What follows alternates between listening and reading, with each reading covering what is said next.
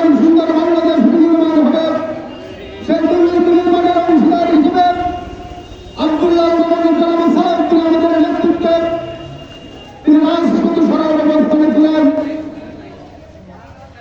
বিএনপির ঘোষিত ৩১ দফায় বাস্তবায়নের লক্ষ্যে মাঠে ময়দানে রাজপথে আব্দুল্লাহ মামুনের ভূমিকা অগ্রণী ভূমিকা ছিল।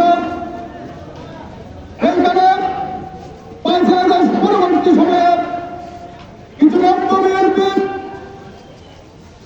কিছু উৎসাহী তথাকথিত নেতা যারা গুণা দখলবাজ, যারা জ্ঞানী দখলবাজ, তাদের বিরুদ্ধে উঁচু কণ্ঠে কথা বলেছিলেন আমার ভাই শ্রমিক দলের সভাপতি জনাব আব্দুল্লাহ মামুন।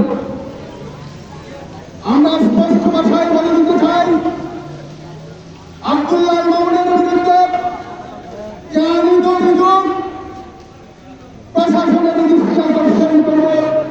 আমরা আপনাদের বন্ধু, আমরা আপনাদের শত্রু নই।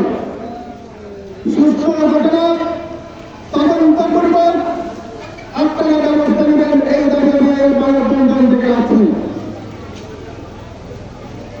যদি আপনারা ব্যর্থ হন,